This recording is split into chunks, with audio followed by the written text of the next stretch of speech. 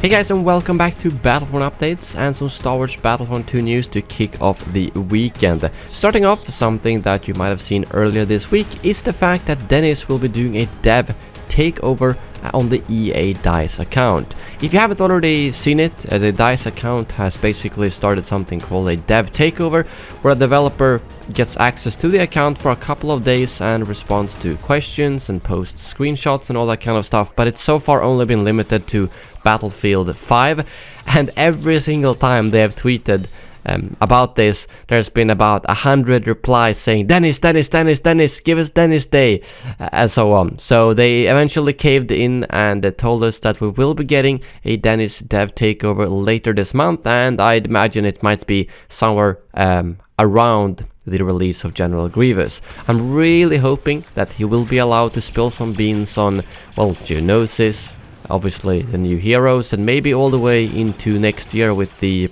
large-scale game mode and such, and who knows, even beyond that. I would love to see something like that, and that it's just not the kind of generic answers simply, and that they limit what he can say. But I don't know, Dennis tends to be very open, he tends to say what he wants to, even if the higher-ups might not agree with him, so we'll see. And I will of course be covering those tweets in videos, as always. So, moving on, the Spawn event is now live in Battlefront 2 this weekend, which basically means that they've removed the spawn timer and you can now spawn instantly, as you can see in the background gameplay.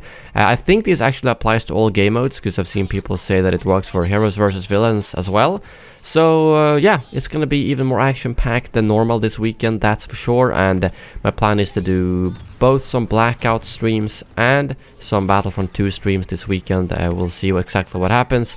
My fridge just broke down, so I gotta fix that first, and then I'll get back into streaming. But let's continue. They have also changed now so that Strike and Blast are only one round on each map, something a lot of people suggested, simply because, especially in Blast, it's kind of pointless to play on both sides. Why would I want to play Naboo from both sides when it's the exact same gameplay? For Galactic Assault it makes sense, since you're the defender or the attacker, but in Blast that's not the case. So I'm glad it changed that, and you will be able to rotate through more maps previously, since it took a lot longer to get through them. And they're also doing some matchmaking tests this weekend again, to test out, well, the matchmaking that they tried out earlier this weekend that didn't work too well. And to do this, they've apparently also reduced the number of maps that are within the rotations, and they will be different every day. So this means that you will not see the normal 12 or so maps that rotates all around, but I will show you on the screen right now exactly what those rotations are. So for instance, for Galactic Assault, day 1, which is today, will be Kashyyyk, Naboo, Kamino and Tatooine, which to me sounds like the best rotation. Second day, Hoth, Endor, Yavin 4 and Death Star. And day 3, Krayt, Jakku, Starkiller Base and Takodana.